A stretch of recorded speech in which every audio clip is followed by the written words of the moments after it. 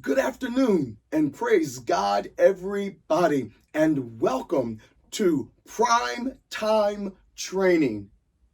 Well, today our topic is best practices and performance considerations for liturgical and ceremonial support services. Our presenter this afternoon is none other than Elder Michael Denard Huggins. Elder Huggins has been a member of the Church of God in Christ for more than 37 years and a member of the National Adjutancy since 2001. Wow. Well, Elder Huggins is employed by Florida A&M University College of Education as an executive administrative assistant to the dean and an academic recruiter. Training administrative professionals, coaching, and advising students is his career passion, and he enjoys sharing his knowledge and resources throughout his city, state, and region. Committed to achieving excellence, he earned a Bachelor's of Arts degree in English with a minor in political science from Florida A&M University and was afforded the opportunity to serve as a legislative intern for the Honorable Senator Christopher Smith. Currently, he is a graduate student pursuing a master's degree in curriculum and instruction with a track in urban and minority studies. Also, Elder Huggins has completed coursework at the C.H. Mason Theological Seminary in Atlanta, Georgia. Elder Huggins is a founding and current member of the Life Changers Church of God in Christ in Tallahassee, Florida, under the leadership of Superintendent Gerald Mandrell. Well, also under the leadership of Bishop Larry E. Perkins, the jurisdictional prelate of Western Florida, 2nd Jurisdiction, Elder Huggins serves as the Assistant Chief Adjutant. He has been a jurisdictional and national adjutant for over 19 years. Elder Huggins loves and enjoys serving God's people and considers it an honor. Well, this is Overseer Montez O. Jones, Overseer to the Dean's Office. I'm reporting for training. Are you guys ready to learn? Are you sisters ready to learn? Elder Huggins, we're in your hands. Welcome to Best Practices for Hosting and Serving Visiting Leaders.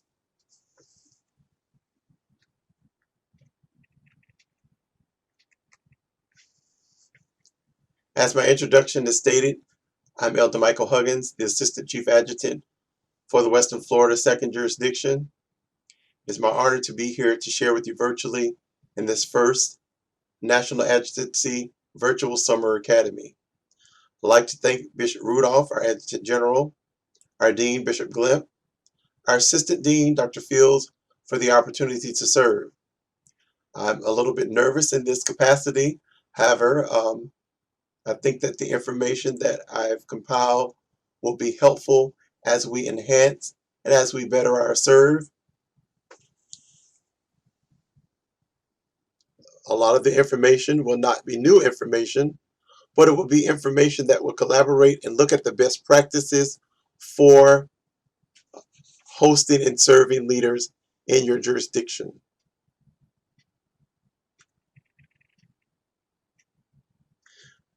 We like to recognize and give honor to our presiding bishop, Bishop Charles Edward Blake. And as we serve in the National Adjutancy, we come in contact with so many of our great leaders, such as General Board members. We come in contact with, of course, our Adjutant General. We come in contact with jurisdictional bishops from all over. And our focus is to sanctify our leaders in the eyes of the people. We're here to ensure that the servitude that we render to them is excellent service. They are so deserving. Not only do we sanctify our leaders in the eyes of the people, but we also recognize and we assist our supervisors. And we serve our pastors, our evangelists. Yes, the Adjutancy Corps is here, and we're here to serve. And that's why we've come. We've come to learn. We've come to enhance ourselves so that we can be better servants of the Lord.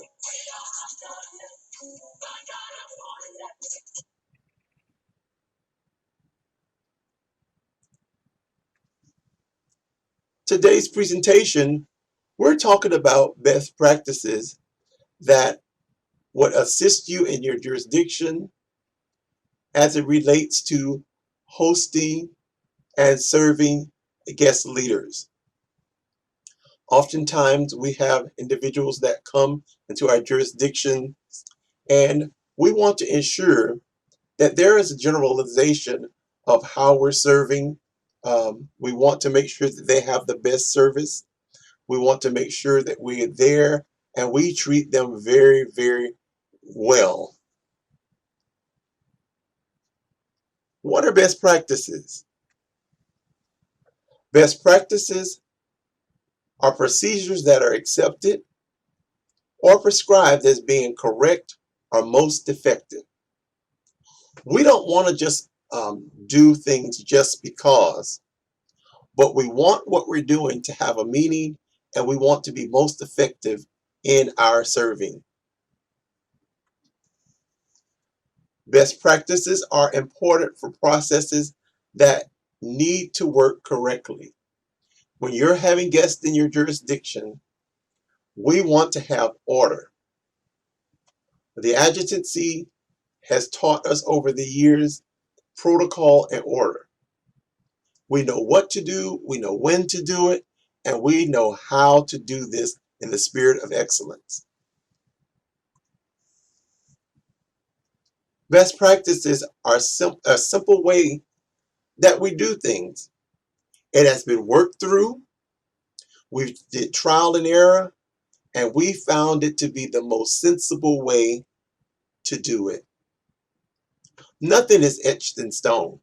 That's why oftentimes we may come one year to the academy and we have a certain procedure, but another way another year, because we're looking at the most effective way of serving. It goes through trial and error, and it may not be the best practice for this particular year, but we look at all of the things and we come up with the most sensible way to proceed. This is what best practices are. Our learning objectives for this class is to ensure that the class participants are knowledgeable and they have a general understanding of the key components of performing the administrative and functional duties of hosting and serving visiting leaders. These objectives may be accomplished by considering some of the suggested best practices which will be shared in this virtual presentation. The provided information will be helpful at the jurisdictional level, at the district level, and even at the local level of ministry. It is our endeavor always to sanctify our leaders in the eyes of the people.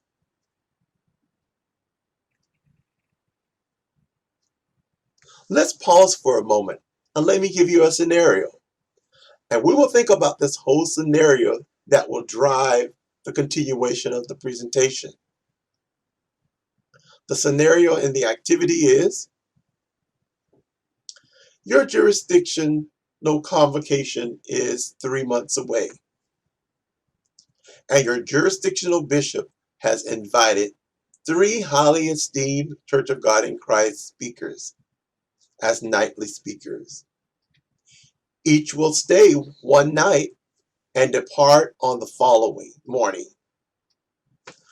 The nightly speakers include a jurisdictional bishop for the opening service, a supervisor for the Women's Day, and a general board member for the official day. Let's just take a moment. If you would grab a piece of paper, and I want to engage you here. If you would grab a piece of paper, and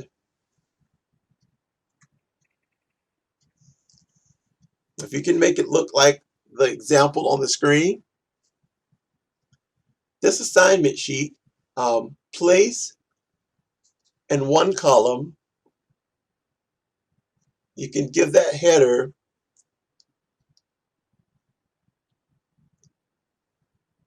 currently performing duties. And it's all going to be associated back with your scenario. After hearing the scenario, you're going to look at the scenario and say, this is what I'm already doing as I prepare for our leaders. And by the end of the presentation, we're going to come back to the other side of the column, and we're going to put down things that you might have acquired from this presentation that will help you to better serve. So let's go back. In your column, think about your first speaker will be a jurisdictional bishop. You will have another speaker, a jurisdictional supervisor. And your final speaker will be a general board member. Think about the things that you have to do to prepare for these individuals visiting your jurisdiction for your Holy Convocation, and just take a moment to write those down. You can write one word, or you can just write a brief phrase of what you would do. From the time that you get them, you've given the assignment, you just want to jot down some things that you're currently doing in one column.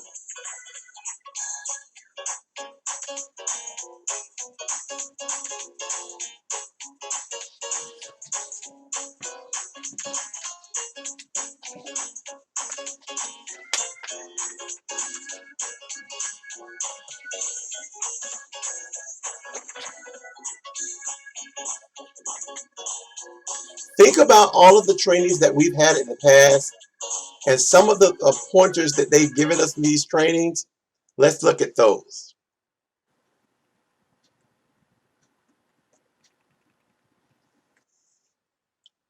One of the most important components in receiving and hosting guests in your jurisdiction is the planning.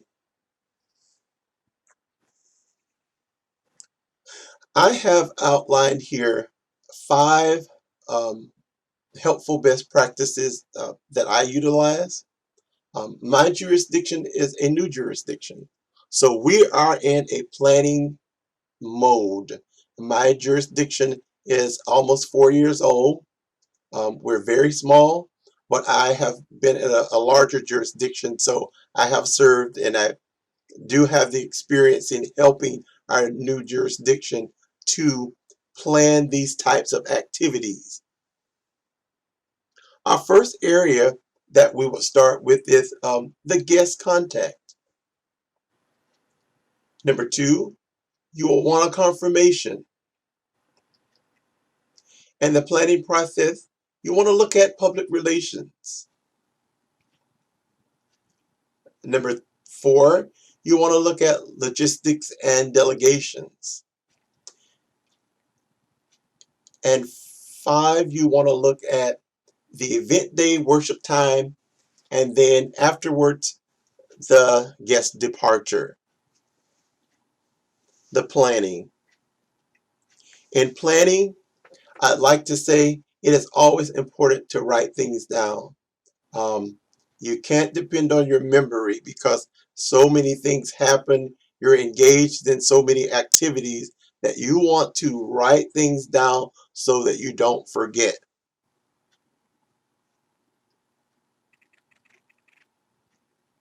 Guest contact.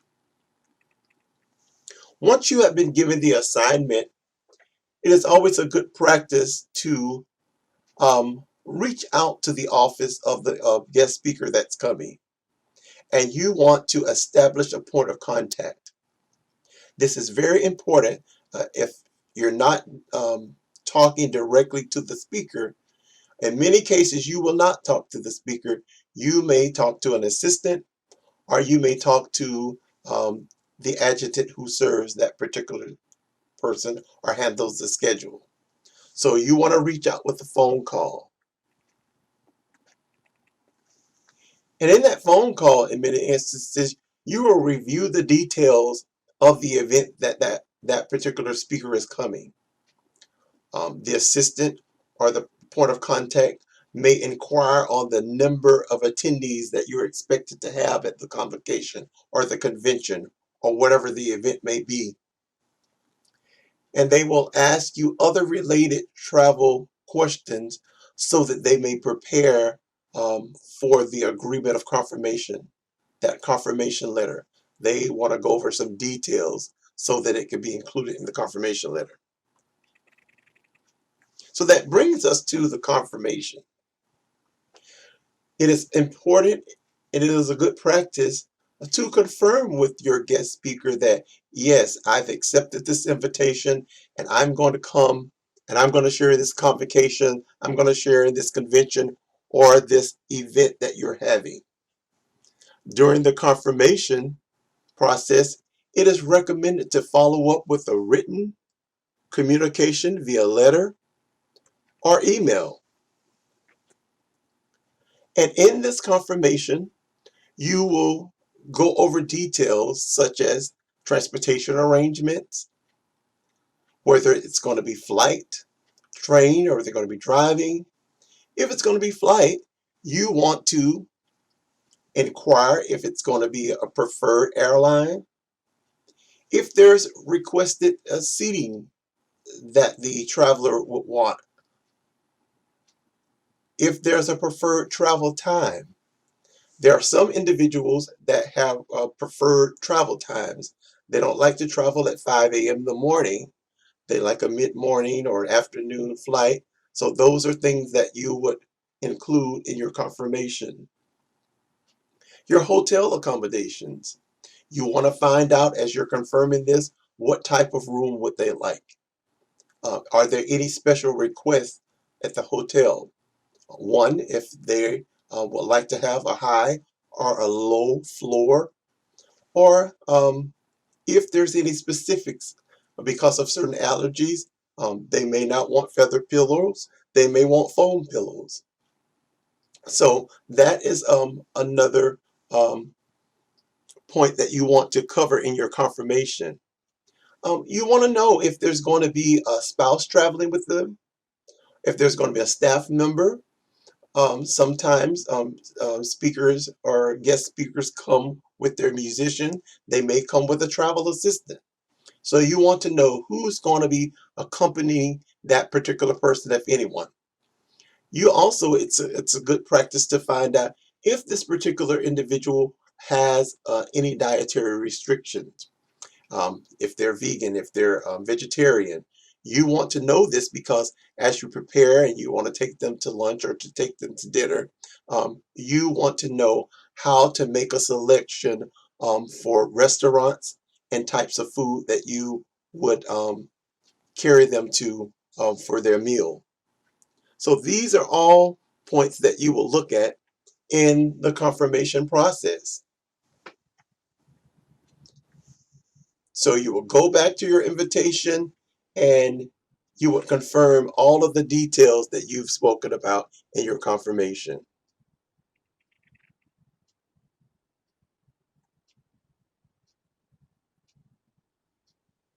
You'll decide or you'll talk about how they're going to arrive, the transportation mode.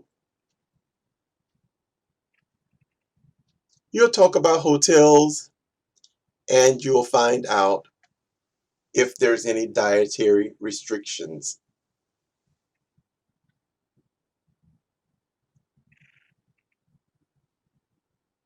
Our next area is public relation. And you may wonder, well, what does this have to do with me?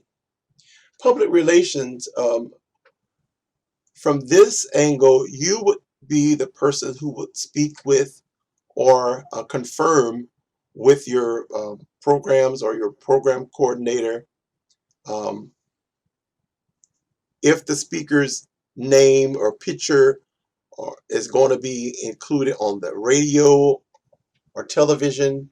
This is something that you would have spoken with your point of contact to find out what picture they want.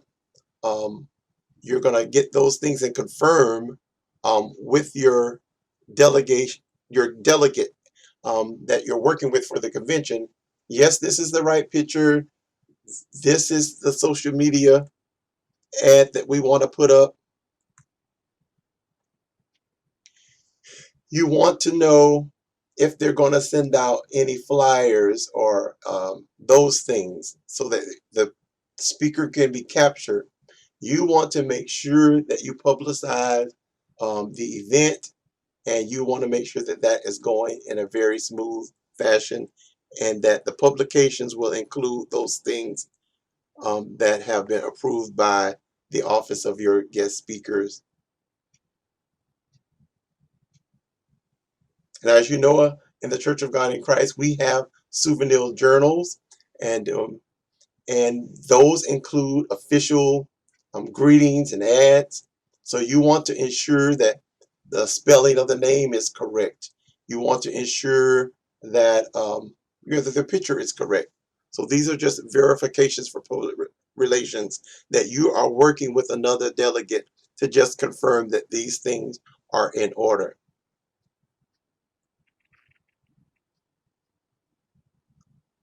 Logistics and delegations.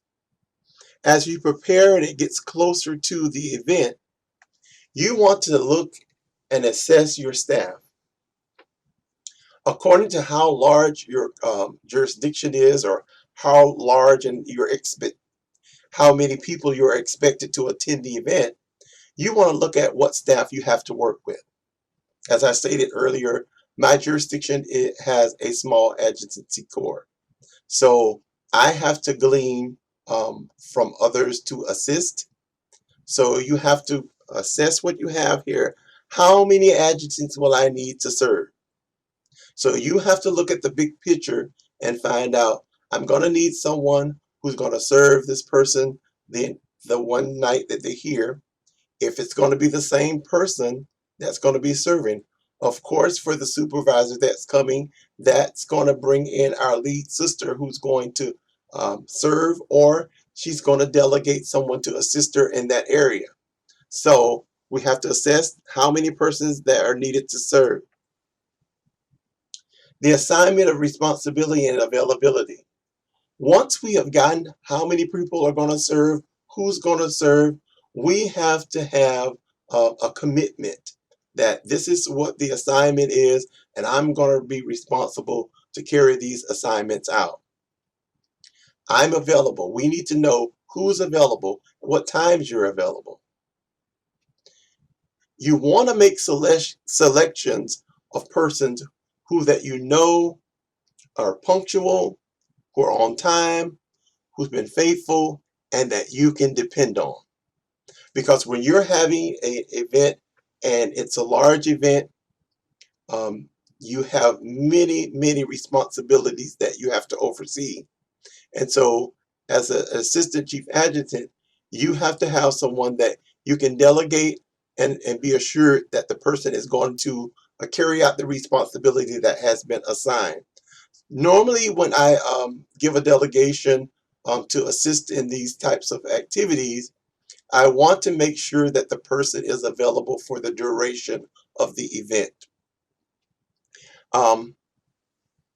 Because we want to be able to assign someone to a speaker that the speaker is comfortable with and that they can be with for a couple of days. But for this particular scenario, they're only going to be there for one day. So that particular person that will be assigned to the speaker will pick them up, and they will be the person that will be driving them back. So that will be the person assigned for that entire time that they're there.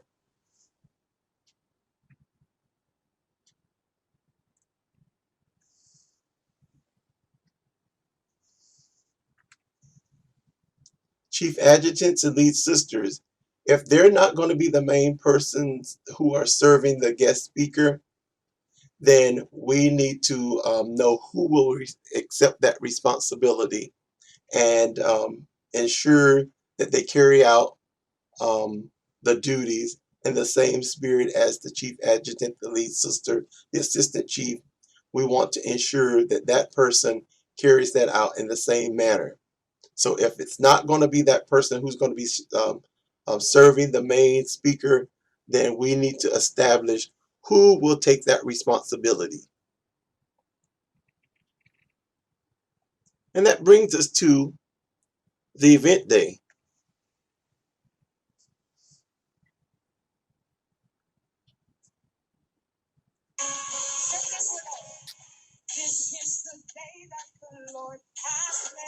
As we prepare for worship, we want to come with our minds in a very, very prayerful mode. We're there to serve, but at the same time, we're there to worship as well.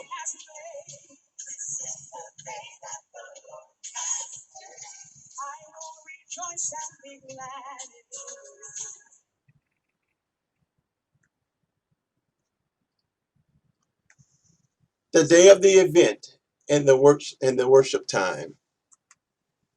We want to ensure on that day that we're serving, on those nights that we have our guests, we want to ensure that we arrive at the agreed upon time. We want everyone to be punctual, to be in their places. If we have not had a meeting prior to the actual event, we want to come a little bit early so that we can go over the logistics of what's going to happen. But in a 3-month period, I'm sure there would be a meeting prior to the actual event day. You want to arrive prepared to serve, appropriately dressed. As adjutants, we know our uniform all the time. We are to dress in certain guidelines that we have, and we've known this for years. So we want to be appropriately dressed. If it's going to be a service where you're going to be dressed in your vestments or ladies in their habits, then that decision should have been made earlier in the planning stages. So everyone will know what they should wear on those particular nights as you get the logistics and the delegations.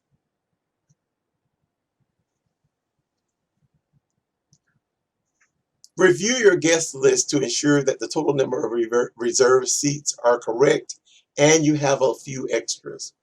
Sometimes you may have a visitor that may come that you're not aware. So you want to make sure that you prepare for a little overflow. You want to confirm your guest list and that everyone is seated in their appropriate places. When you arrive early for the service, you want to familiarize yourself with the sanctuary prior to, if you have not had a prior meeting. You want to know where the exit doors are. You want to know where the facilities are in the event that you have to give directives for someone who needs to go out of the sanctuary or go to the facilities. You have familiarized yourself with the sanctuary and you know how to give instructions for that. Ensure that the individual assigned to the particular speaker arrives on time and that details as it relates to the service is communicated to the serving adjutant brother or lead sister. So we want to make sure that as we get our programs, as the lineup is given, we give that to the person who's serving our speaker so that they'll know when they're bringing them to the church or getting them to the sanctuary. They'll know that I'm taking them to the office, or they'll know to bring them directly into the service. They'll also know where to house or where to place the guest speakers' items, if they have any items when they come. Those are things that we want to communicate so that we can have a smooth transition and everything will be orderly.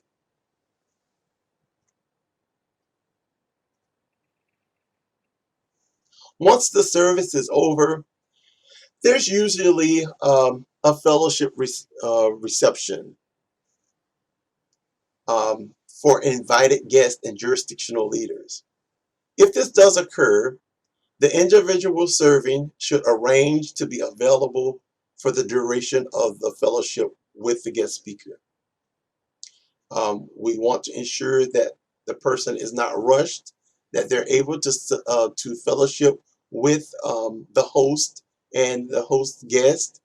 So once that event is over, you, the person serving, would accompany them back to the hotel.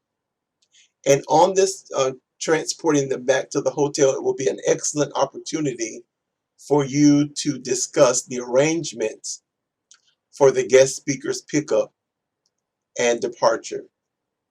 If they would like for you to assist with retrieving the boarding passes at the hotel, then you may want to see if you can do that the night before as you're dropping them off, so that it won't be rushed in the morning or in the afternoon when you're taking them back to the airport.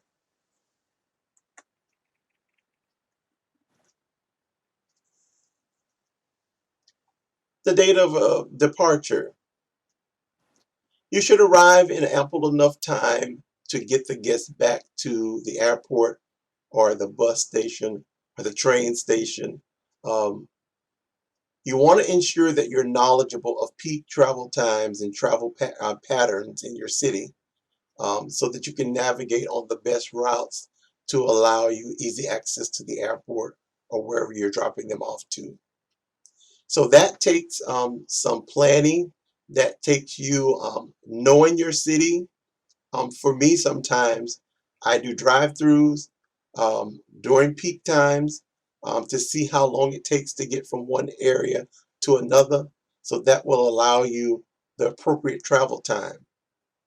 It is always in good practice that once you have concluded your services with that particular guest speaker and you've dropped them off, it's always a good practice to report back to your leader that the invited guest has safely arrived at the airport and you are departing from the assignment that you have so faithfully been serving.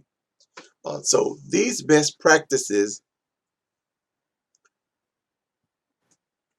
are some things that I thought that would be interesting that we could look at and collaborate with. Now I want to go back to the assignment sheet. And if you would, look at the other column. So from the presentation of the 5 areas of planning, compare what you have placed at the beginning that you're already doing and see what you have gained from the presentation. See how it differs. See what is the best practice for your area. All of these best practices, we must keep in mind that we're here to serve at the bishop's will in your area. So, one, you have to make sure that that's what your bishop wants. And you have to verify that and ensure that this is the best practice that will be effective for your jurisdiction. So it all stems from ensuring that your jurisdictional bishop accepts the recommendations that you're making. So look at the column that you started out with and look at the column that you've jotted down as we've gone and look at the recommendations and see what are the best practices for your jurisdiction. Thank you so much for coming on to this presentation, Serving Guest Leaders in Your Jurisdiction. Thank you again for coming, and you have a wonderful day.